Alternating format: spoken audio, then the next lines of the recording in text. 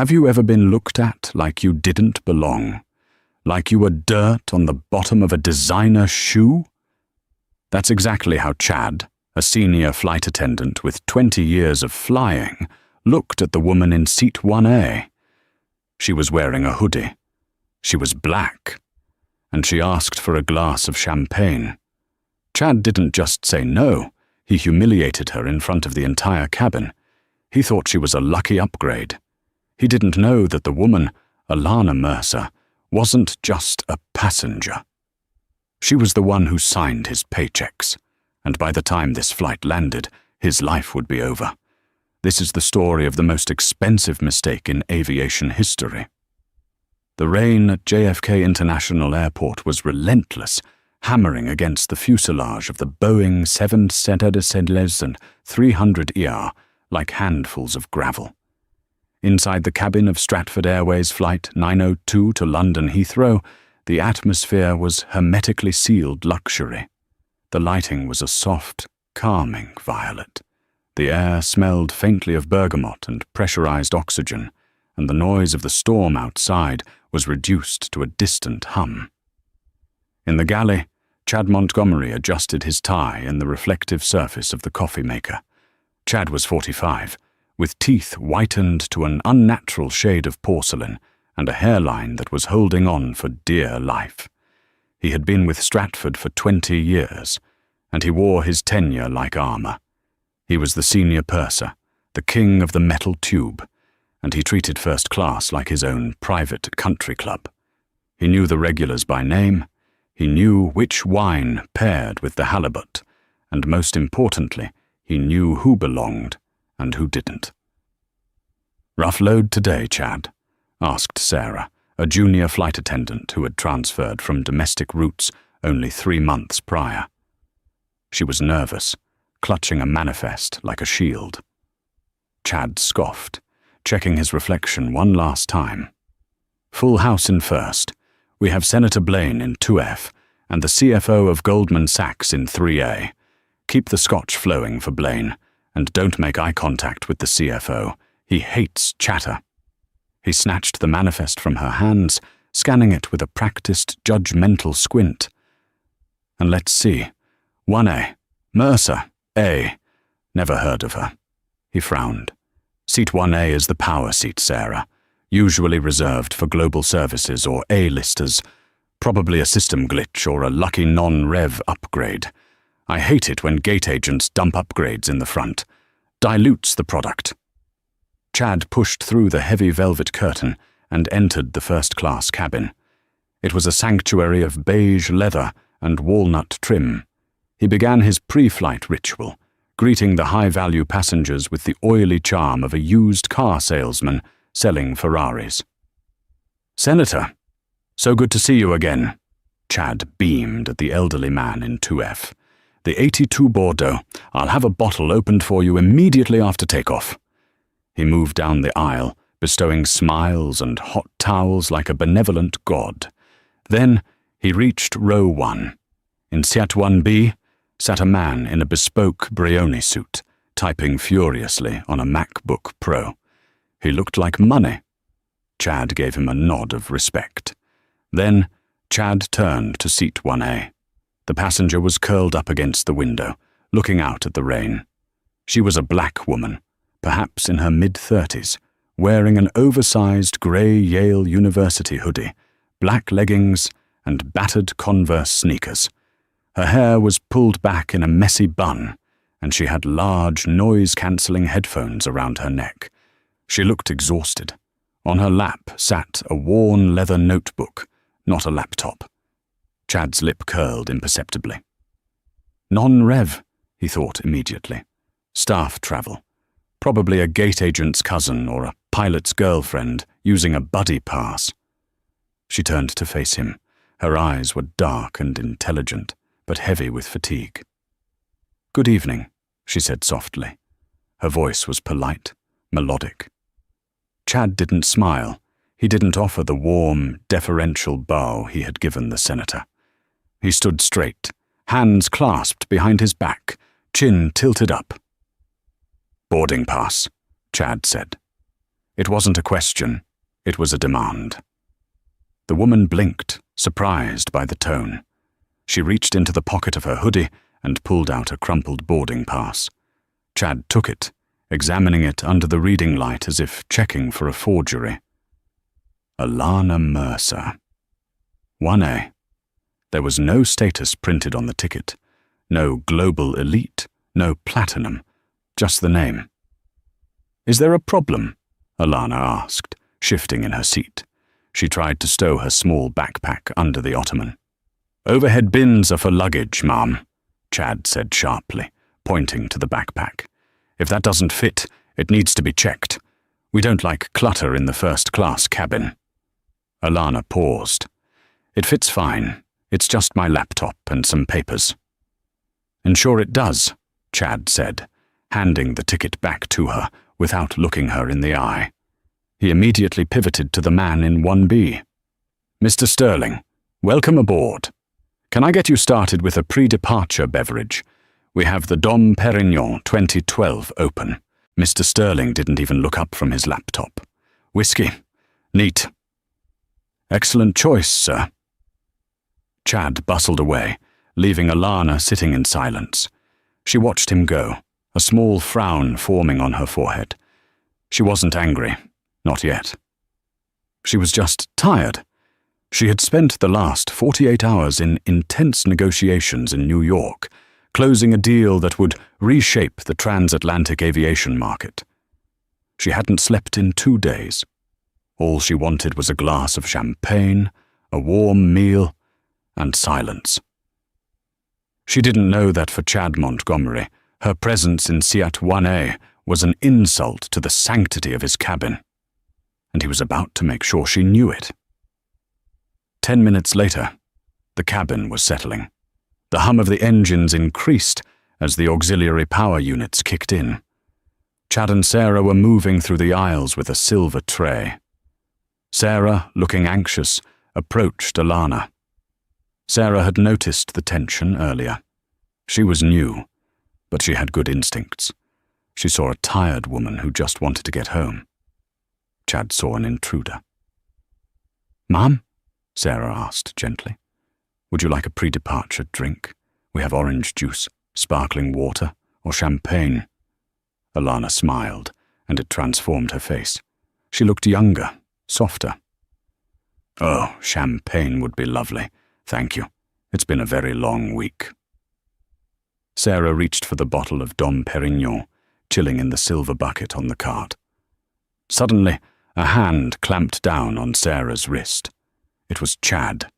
He had appeared from the galley like a phantom. His grip was tight, his knuckles white. He leaned in, whispering loudly enough that both Alana and the man in 1B could hear. "Sarah, save the Dom for the paying customers," Chad hissed. Sarah froze, her eyes widening.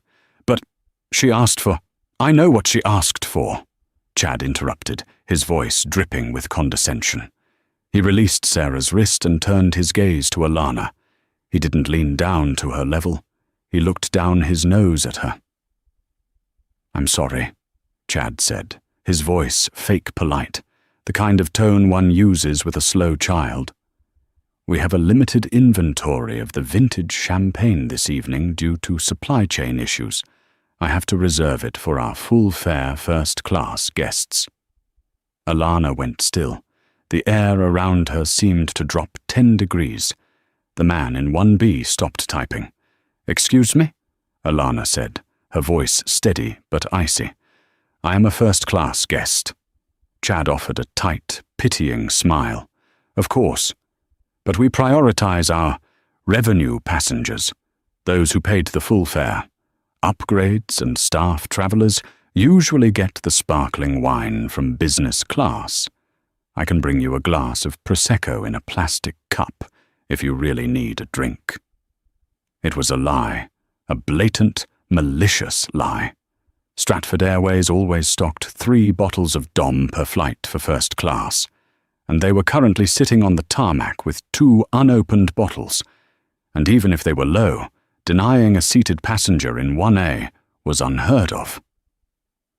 Alana stared at him. She saw the sneer he was trying to hide. She saw the judgment in his eyes, the assessment of her hoodie, her hair, her skin color. She realized exactly what was happening. "I didn't upgrade," Alana said quietly. "And I'm not staff." Chad let out a short, dismissive laugh. "Ma'am, please. Let's not make a scene. The Prosecco is perfectly drinkable. Or perhaps a cranberry juice.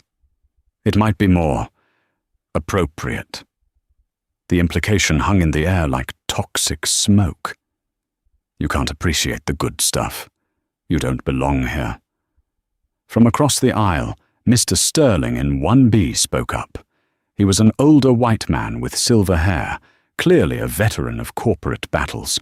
"I'm not drinking champagne," he rumbled. "Give her mine." Chad flinched. He hadn't expected the businessman to intervene. He turned to Sterling, his face flushing pink. "Sir, that's very generous, but it's against policy to transfer amenities. Besides," he lowered his voice to a conspiratorial whisper, "we have standards to maintain."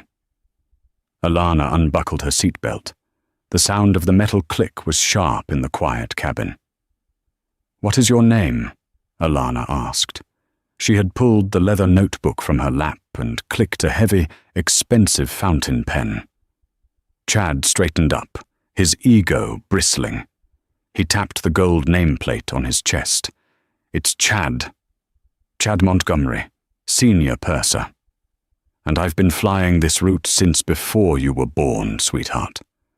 Writing my name in your diary won't change the fact that the Dom is for the people who pay the bills." "The people who pay the bills," Alana repeated slowly, writing it down. She looked up, and for the first time, Chad felt a flicker of unease. Her eyes weren't pleading anymore. They were predatory. "That is an interesting choice of words, Chad." "Look," Chad snapped, losing his veneer of service. "Sit down and buckle up. We are pushing back in 5 minutes. If you continue to be aggressive, I will have the captain remove you. Do you understand? I don't have time for entitlement today." "Aggressive?" Alana raised an eyebrow. "I asked for a drink. You are the one raising your voice." "I am enforcing cabin standards," Chad barked. Heads in rows 2 and 3 were turning now.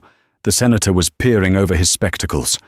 "Now, do you want the cranberry juice, or do you want to be escorted off this plane by the Port Authority?" Sarah, the junior flight attendant, looked terrified. "Chad, please," she whispered. "Just give her the champagne. We have plenty." "Quiet, Sarah," Chad snapped. "Go check the galley latches." He turned back to Alana, crossing his arms. He felt powerful. He held the keys to the kingdom. He could snap his fingers and have this woman thrown back onto the jet bridge. He had done it before to unruly passengers. He was the law here. Alana looked at him for a long, agonizing second. Then she closed her notebook. She didn't yell. She didn't scream. She simply smiled. A cold, terrifying smile that didn't reach her eyes. "Okay, Chad," she said softly. "You win. Cranberry juice is fine." Chad smirked, feeling the rush of victory. He had put her in her place. He had defended the prestige of his cabin. "Wise choice," he said. "I'll bring it in a plastic cup. Safety regulations." He turned on his heel and marched back to the galley, feeling like a general returning from a conquest. In seat 1A, Alana Mercer pulled out her phone. She didn't open Instagram or WhatsApp. She opened an app that very few people in the world had access to. It was the internal executive dashboard for the Stratford Aviation Group. She navigated to the Personnel tab. She typed in Montgomery, Chad. His file popped up. Employee ID 88201. Status active. Reports to Base Manager JFK. Alana tapped the screen.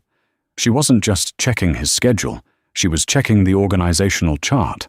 Specifically, she was looking for the button that allowed direct communication with the Director of In-Flight Services. She typed a message.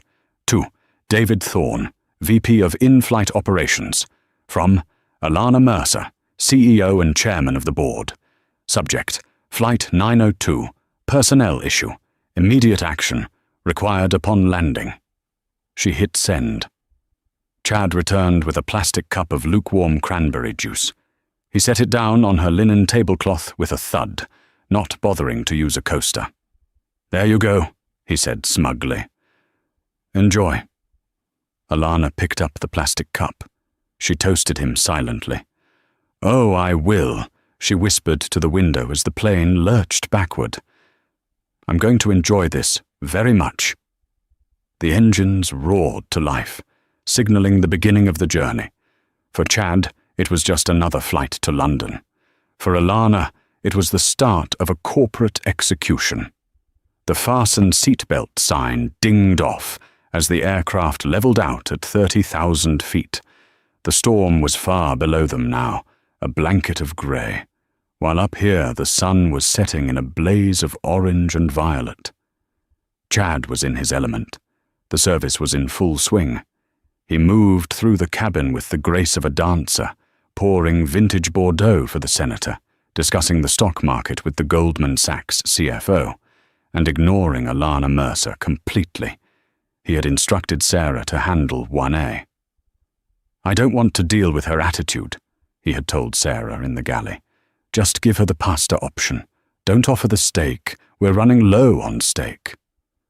They weren't running low on steak. Sarah, looking apologetic, placed the tray of lukewarm pasta in front of Alana. "I'm so sorry, Mum," Sarah whispered. "The steak was very popular tonight." Alana looked at the pasta. It was the vegetarian option, usually reserved for last-minute requests. She looked at Sarah. "It's okay, Sarah. I know this isn't your fault. You're doing a good job." Sarah looked like she might cry. "Can I get you anything else? I found a split of champagne in the back galley. It's not the Dom, but it's decent." Alana looked at the young woman's name tag. "Sarah. Evans." "Yes, Mum." "Thank you, Sarah. No, I'm fine with water. But I want you to remember something. Integrity is doing the right thing when your boss isn't looking. Or in this case, when your boss is a tyrant." Sarah nodded quickly and scurried away as Chad emerged from the galley with a hot towel for Mr. Sterling. The flight was 7 hours. For the first 3, Chad made it his mission to make Alana invisible. He skipped her during the bread service. "Oops, ran out getting more from the back." He never returned. He accidentally bumped her elbow with the drink cart. He spoke loudly to other passengers while she was trying to sleep. But the atmosphere in the cabin was shifting. Mr. Sterling in 1B was watching. The senator in 2F had stopped drinking his wine and was peering over the seat back. They noticed the disparity. The service in first class was supposed to be seamless, egalitarian luxury. This was a personal vendetta. Around hour 4, Alana stood up to use the lavatory. Chad was standing near the cockpit door, chatting with the relief pilot who had come out for a stretch. He saw Alana approaching. "Restroom is occupied," Chad said, blocking her path. The occupied sign was clearly not lit. "It says vacant, Chad," Alana said, pointing to the green light. "I said it's occupied." Chad stepped in front of the door. "Maintenance issue. You'll have to use the one in business class. Go through the curtain, row 20. This was a violation of FAA regulations. First-class passengers were required to use the forward lavatory for security reasons to keep the flight deck area clear of traffic from the back. "You want me to walk through the galley, through the business cabin, to the midship lavatory?" Alana asked. "While the pilots are on break?" "I want you to follow crew instructions," Chad sneered. "Or do we have a problem again?" The relief pilot, a captain named Miller, looked uncomfortable. "Chad, the lav seems fine. I just checked it." Chad shot the pilot a look. "Plumbing is acting up, Captain. Just being safe. She can walk." Alana looked at Captain Miller. "Captain, is it standard procedure to deny a first-class passenger access to the forward lavatory?" Captain Miller looked from Chad to Alana. He saw the Yale hoodie, the sneakers. Then he looked closer. He saw the watch on her wrist. It was a Patek Philippe Nautilus, platinum, worth more than Chad's house. Captain Miller was an aviation geek. He knew that watch. "Ma'am, you can use this lavatory," Miller said, stepping aside and opening the door for her. "I apologize for the confusion." Chad's face turned purple. "Captain, I am the lead flight attendant, and I determine cabin safety." "Chad, stow it," Miller said, his voice dropping an octave. "Let her use the restroom." Alana nodded to the captain. "Thank you, Captain Miller." She stepped inside and locked the door. Chad was seething. He felt undermined. He waited by the galley, fuming. When Alana emerged 5 minutes later, he was waiting. He blocked her path to her seat. He was close, too close. He smelled of coffee and expensive cologne that had gone stale. "You think you're clever," Chad whispered, his voice trembling with rage. "Getting the pilots on your side. Let me tell you something. You might have scammed your way into that seat, but you are garbage. I see people like you every day. Trying to act like you're one of them. You're not. You're just space filler." Alana didn't back down. She stood her ground. "People like me?" she asked. "You know exactly what I mean," Chad spat. "Ghetto lottery winners. Now get out of my face." That was the line. The absolute crossed line. Alana didn't respond. She walked past him, her shoulder brushing his, and sat down. Mr. Sterling in 1B had taken off his headphones. He had heard it. "Did he just say what I think he said?" Sterling asked Alana. Alana picked up her notebook. "Yes, he did." "I'm a witness," Sterling said, his voice hard. "I'll sign whatever you need." "Thank you," Alana said. "But I won't need a witness statement. I have something better." She pointed to the small, inconspicuous camera lens on the console of her seat, part of the new entertainment system she had personally approved 3 months ago, the system that had a cabin view security feature for liability purposes. It recorded audio and video of the cabin interactions during flight for quality assurance. "Smile, Chad," she whispered. "You're on the company server." But the drama wasn't over. Chad, sensing he was losing control, decided to play his final card. He picked up the interphone to call the cockpit. "Captain, this is the cabin," Chad lied smoothly. "The passenger in 1A is becoming belligerent. She pushed me. I might need authorities to meet the plane at Heathrow." He hung up, a satisfied smirk on his face. He was going to have her arrested. He was going to ruin her day. He had no idea that at that exact moment, a printer in the cockpit was churning out a high-priority ACARS message from Stratford Airways headquarters in Chicago. Captain Miller tore the paper off the thermal printer. He read it. His eyes widened. He read it again. "Holy," Miller breathed. He turned to the pilot in command. "Jim, you need to see this. It's from the board of directors. It's about the passenger in 1A. The captain put on his glasses. "What about her?" "She's the new owner. The acquisition was finalized this morning. She's flying to London to announce it to the European division." The two pilots looked at each other in horror. Then they looked at the call attendant, light blinking from the first-class galley. "Chad just called and said she assaulted him," Miller said. "Chad," the captain said, shaking his head, "is a dead man walking." For the remaining 3 hours of the flight, the first-class cabin was a study in psychological warfare. Chad Montgomery spent the time in the galley, furiously tapping away on his iPad, filling out a Level 2 threat report. He was crafting a masterpiece of fiction. In his version of events, the passenger in 1A had been intoxicated, verbally abusive, and had physically shoved him when he tried to secure the cabin. He added details that would ensure she was blacklisted from Stratford Airways for life. Passenger used profanity. Passenger threatened crew safety. Passenger refused to follow crew instructions. He showed the report to Karen, the flight attendant from business class, who had come up to help. Karen was Chad's protégée, a woman who treated passengers like cattle and viewed Chad as a mentor. "You saw her push me, right, Karen?" Chad asked, his voice low but insistent. Karen hadn't seen anything. She had been serving coffee in row 12, but she knew how the game was played.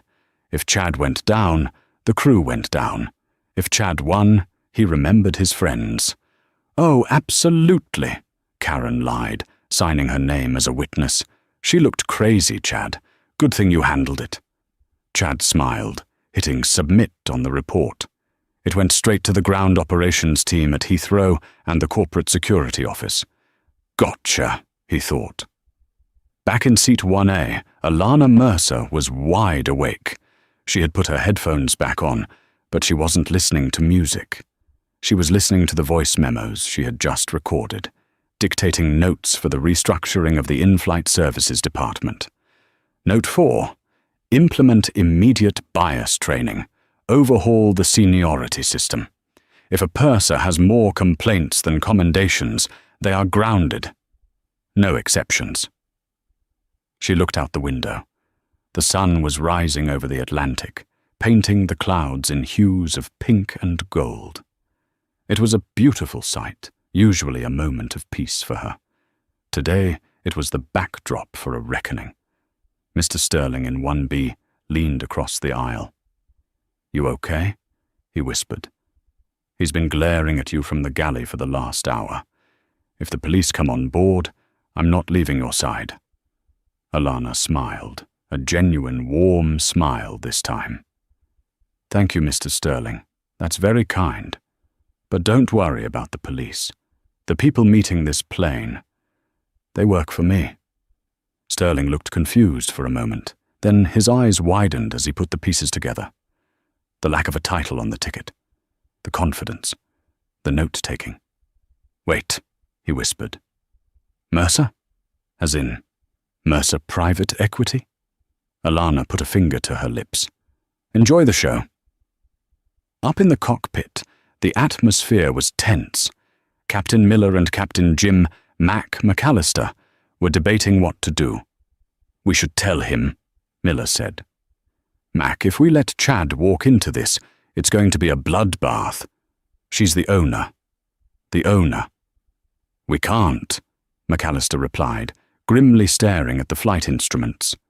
The ACAR's message was specific. "Maintain normal operations. Do not interfere with passenger in 1A. Security team deployed to gate 42. If we tip Chad off, we're violating a direct order from the board." Chad dug his own grave. "Let him lie in it." "He's going to try to have her arrested," Miller said, shaking his head. "I know," McAllister said, "and that is exactly why she's going to fire him. It's a stress test, and he failed." The intercom crackled. "Cabin crew, prepare for landing." Chad emerged from the galley, looking triumphant. He walked through the cabin, collecting glasses. When he reached Alana, he snatched her plastic cup without a word. "Make sure your seatbelt is tight," he said, a malicious glint in his eye. "We'll be met by law enforcement at the gate. I'd hate for you to be uncomfortable before they put the handcuffs on." Alana looked him dead in the eye. "I'm looking forward to it, Chad. I really am." The plane descended through the thick London fog. The wheels touched down on the tarmac at Heathrow with a screech of rubber. The reverse thrusters roared. Usually, when a plane lands, there is a collective sigh of relief. People click off their seatbelts, check their phones, stand up to get their bags. But as Flight 902 taxied to the gate, an announcement came from the cockpit. "Ladies and gentlemen, this is Captain McAllister. We have arrived at Heathrow. Please remain seated with your seatbelts fastened. We have a security situation that requires us to hold the passengers on board for a few moments while authorities board the aircraft. We apologize for the delay." A murmur of worry went through the plane. Chad stood at the front of the cabin, facing the passengers. He looked like a smug schoolteacher. He made eye contact with Alana and smirked. "This is it," his expression said. "Game over." The plane came to a halt at Gate 42. The jet bridge extended. The fasten seatbelt sign remained on. Chad unlocked the main cabin door, 1L. He adjusted his tie, smoothed his hair, and prepared to play the victim. "Sarah," Chad barked, "stand by the cockpit door. Don't let anyone from business class come forward." The heavy door swung open. The cool, damp air of London rushed in. Chad stepped back to allow the officers to board. "Officers, thank you for coming quickly," Chad said, his voice pitching into a practiced tone of distress. "The passenger is in 1A. She's been incredibly hostile. I feared for my safety." Two bobbies, British police officers in high-visibility jackets, stepped onto the plane. Behind them was a tall man in an immaculate navy suit holding a clipboard. Behind him was a woman with a tablet. Chad didn't recognize the man in the suit. He assumed it was a plainclothes detective. "She's right here," Chad said, pointing an accusatory finger at Alana, who was still sitting calmly in her seat, her hands folded in her lap. She refused to follow crew instructions and assaulted a flight attendant. The man in the navy suit didn't even look at Chad. He looked past him, scanning the cabin until his eyes locked on seat 1A. He walked right past Chad. He walked past the senator. He walked past Mr. Sterling. He stopped in front of Alana Mercer. The cabin held its breath. Chad waited for the handcuffs. The man in the suit bowed his head, a deep, respectful bow. "Ms. Mercer," the man said, his voice crisp and British. "Welcome to London. I am Julian Thorne, station manager for Stratford Airways UK. On behalf of the entire European division, we are honoured to have you." Chad's smile faltered. His brain stalled.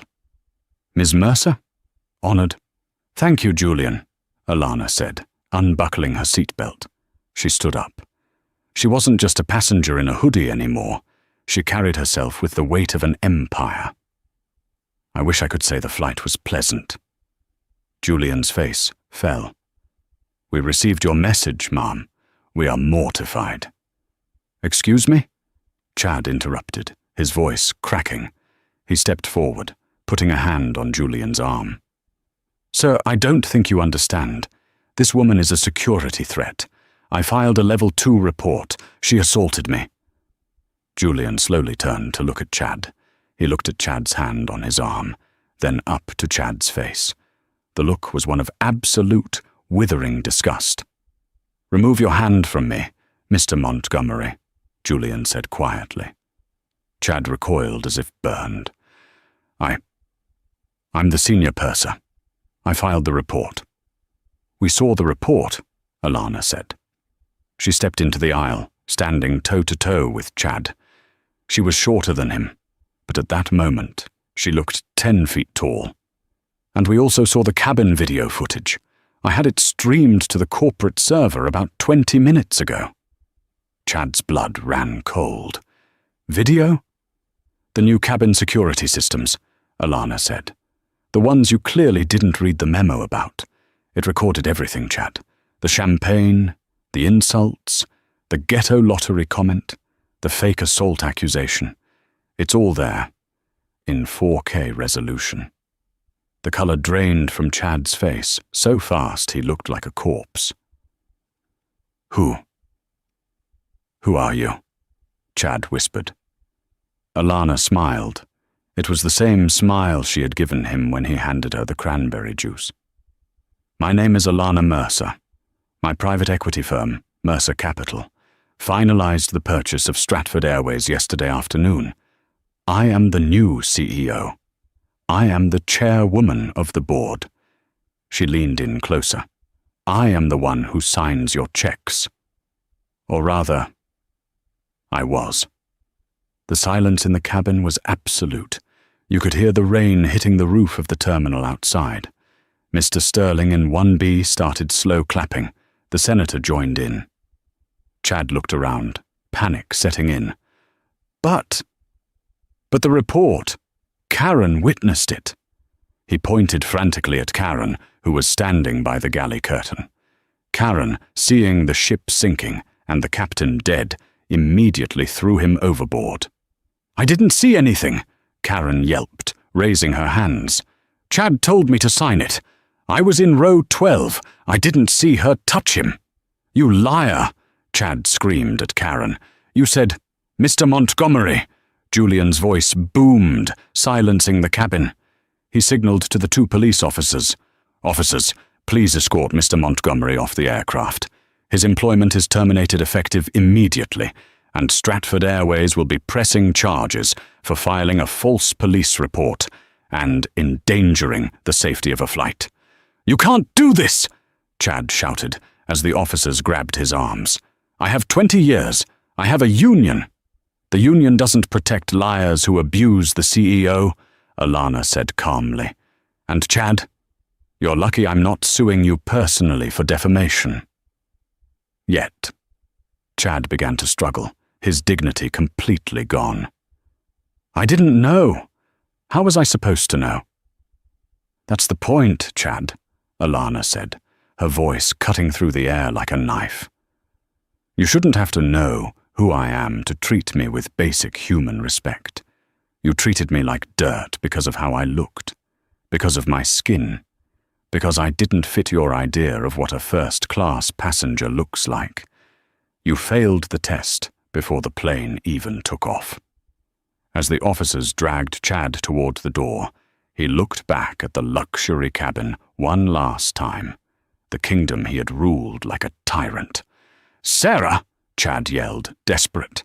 "Sarah, tell them I'm a good purser." Sarah Evans, the young junior flight attendant, was standing by the galley, clutching a water bottle. She looked at Chad. Then she looked at Alana. She took a deep breath. "He denied her service," Sarah said, her voice shaking but clear. "He insulted her. He made up the bathroom rule, and he told me to lie if anyone asked." Chad went limp. The officers hauled him out onto the jet bridge. No, this is a mistake." His voice faded as he was dragged up the ramp. Alana let out a long breath. She adjusted her hoodie. She looked at Julian.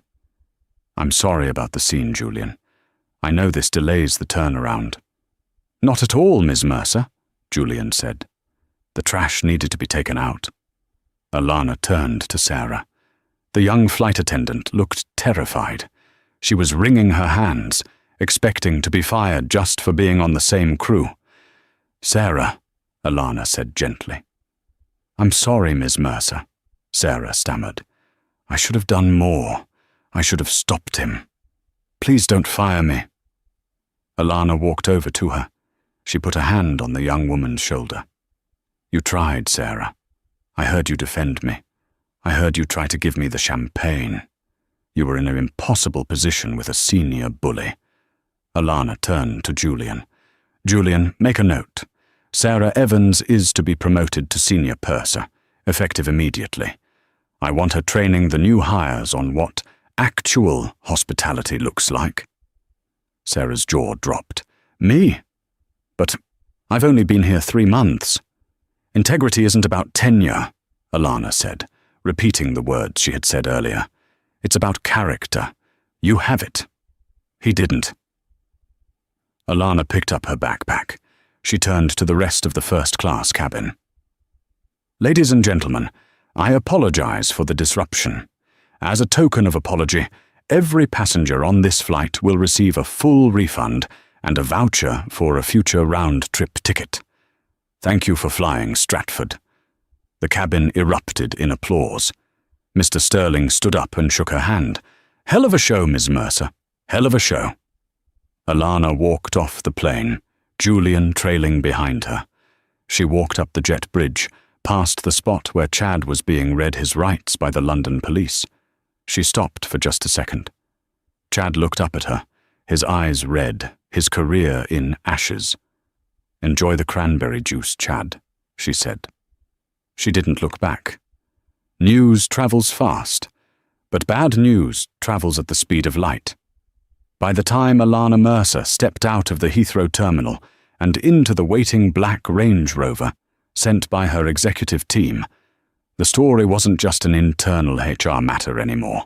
It was a global event. Mr. Sterling, the businessman in seat 1B, hadn't just watched the confrontation. He had tweeted about it. He had a modest following of about 2,000 people, mostly finance professionals. But one of those followers was a producer for CNN. His tweet read, "Just watched the new owner of Stratford Airways get denied champagne because she was wearing a hoodie. The flight attendant didn't know she was the CEO. Justice was served at 30,000 feet." Stratford Jelfrash's Karma, Yasha CEO. Within 2 hours, the tweet had 40,000 retweets, but the real nail in Chad's coffin came 24 hours later. Stratford Airways, under Alana's direct order to be transparent, released the cabin security footage. Usually, corporations bury this kind of evidence. Alana decided to weaponize it. She wanted to send a message not just to her employees, but to the world. The old culture is dead. The video, titled Incident on Flight 902, was uploaded to the company's official YouTube channel with a statement. "We apologize to Ms. Mercer and to every passenger who has ever felt judged while flying with us. We are listening. We are changing." The internet exploded. The video showed the sneer on Chad's face. It picked up the audio perfectly. Ghetto lottery winners. It showed Alana's calm, steel-spined composure. It showed Sarah trying to help and being shut down. The fallout for Chad Montgomery. Chad was sitting in a temporary holding cell at the Heathrow police station when his lawyer arrived. The lawyer, a court-appointed solicitor named Mr. Higgins, looked tired. "Mr. Montgomery," Higgins said, opening a folder, "you are being charged with filing a false police report. The airline is also suing you for breach of contract and gross reputational damage. But honestly, the legal trouble is the least of your worries." "What do you mean?" Chad asked, wringing his hands. "I can explain. It was a misunderstanding. She provoked me." Higgins sighed and placed a tablet on the table. "Have you seen the internet today?" Chad looked at the screen. His face was everywhere. TikTok, Instagram, Twitter, Fox News, BBC. "Aviation geek. This guy Chad is the worst kind of bully. Glad he got served." "Fly with me. I flew with Chad last year. He was rude to my elderly mother." "Fire Chad." Karma police. The look on his face when he realized she was the CEO. Priceless.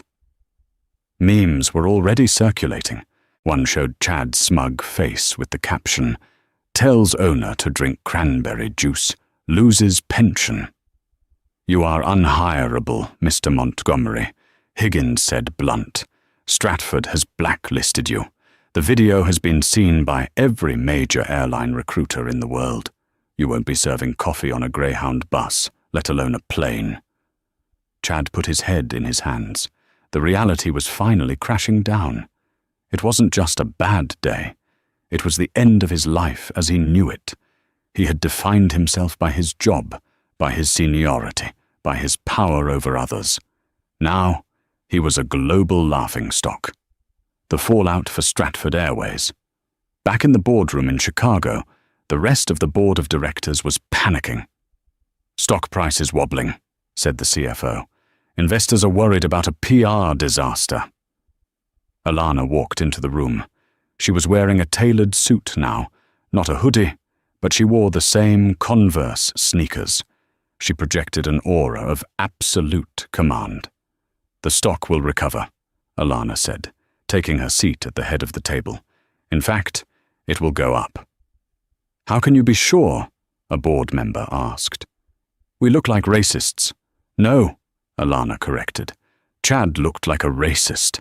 We looked like a company that takes immediate, decisive action. We looked like a company that values integrity over seniority.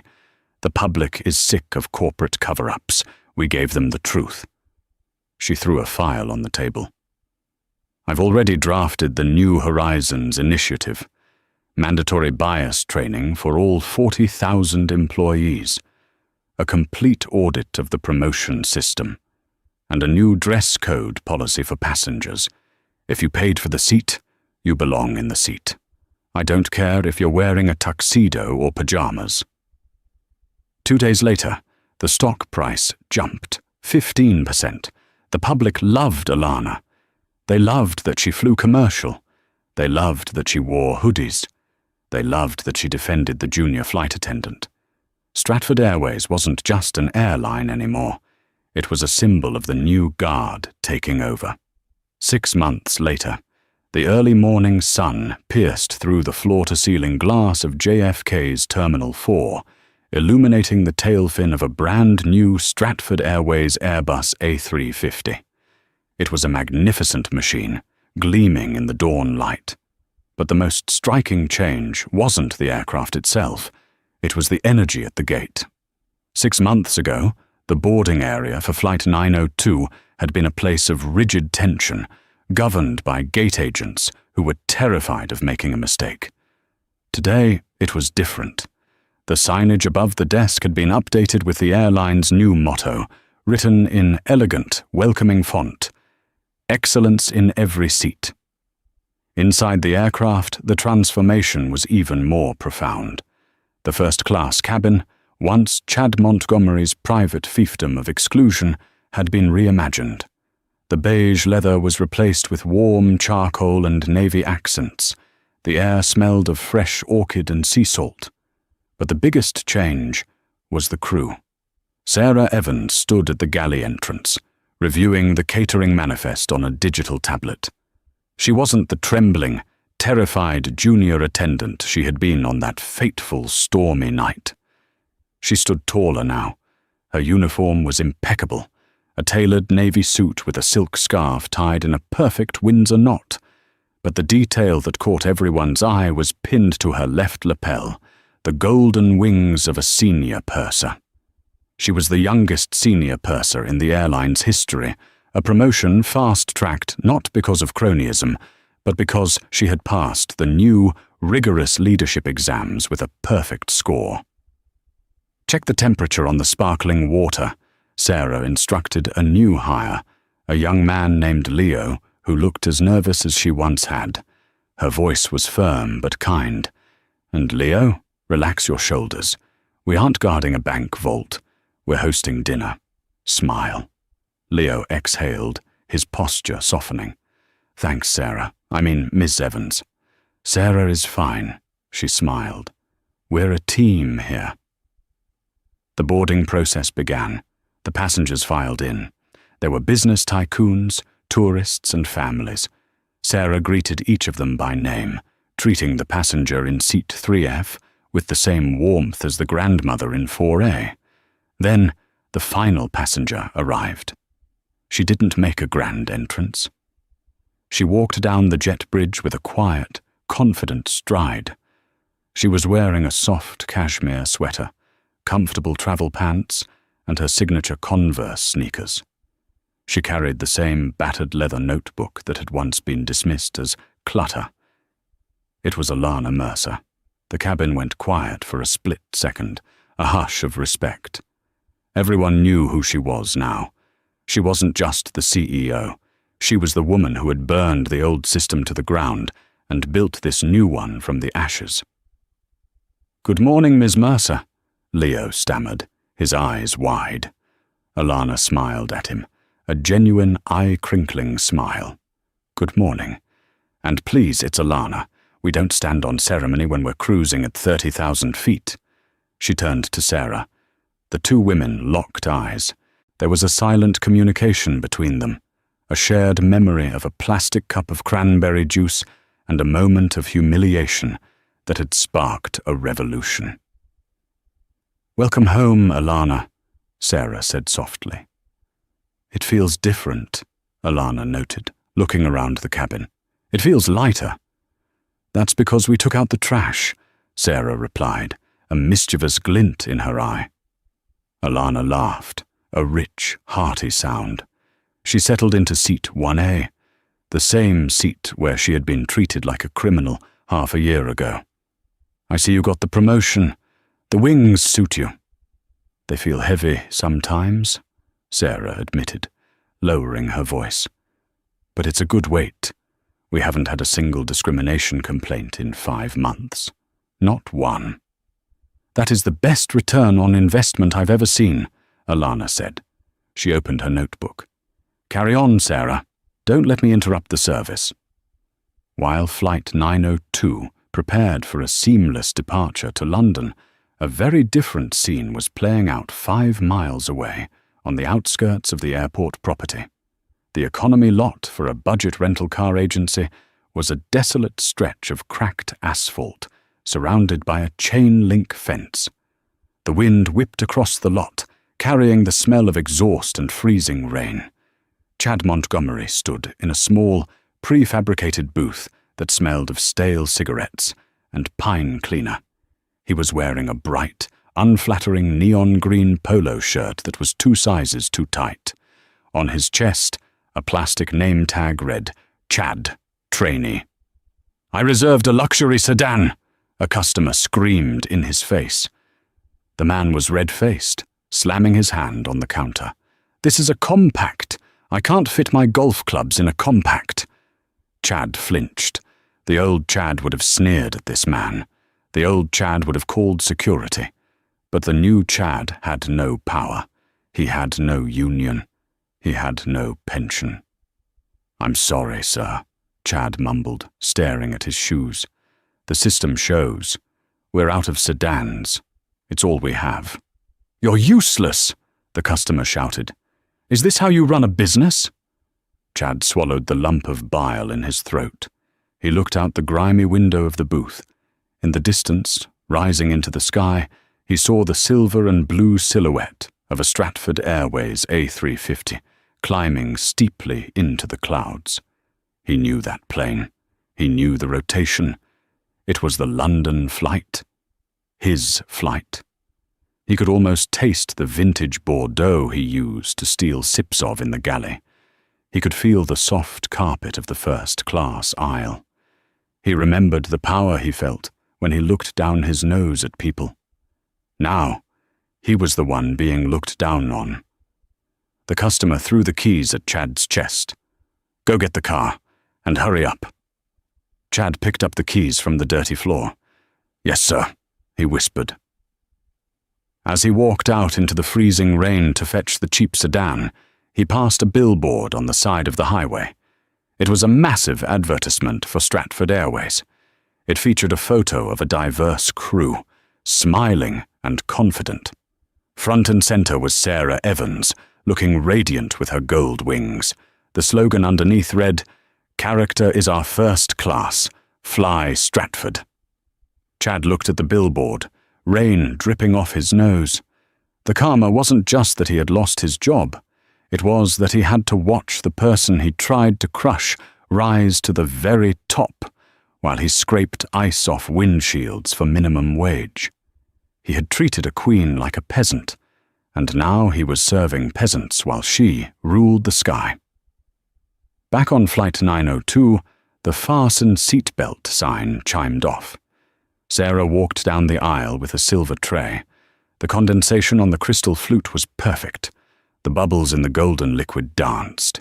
She stopped at seat 1A. She didn't ask. She simply placed the glass of Dom Perignon 2015 on the linen tablecloth, along with a small dish of warm, roasted almonds. Alana looked up from her notebook. I thought you were out of the vintage, Alana teased gently. Sarah smiled, and this time it was the smile of a woman who owned the cabin.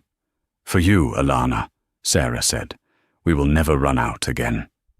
Alana picked up the glass. She held it up to the light, admiring the clarity. She took a sip. It tasted like victory.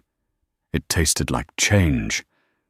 To new horizons, Alana whispered. She turned back to the window, watching the world shrink below her, leaving the Chads of the world far behind in the cold, while she and her airline soared toward the sun. And that is how Chad Montgomery learned the most expensive lesson of his life. Never judge a book by its cover, and never, ever judge a passenger by their hoodie. Alana Mercer didn't just fire a bully, she changed an entire airline's culture, proving that true power isn't about shouting the loudest. It's about integrity, patience, and knowing exactly who you are.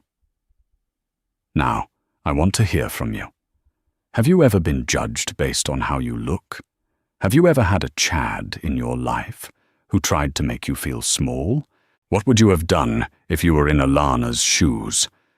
Would you have fired him on the spot or let him sweat it out? Let me know your story in the comments below. I read every single one. If you enjoyed this story of instant karma and justice served, please hit that like button. It really helps the channel grow. And if you want more stories about people getting exactly what they deserve, make sure to subscribe and turn on the notification bell so you never miss a video.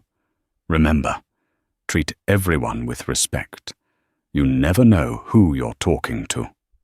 Thanks for watching, and I'll see you in the next story.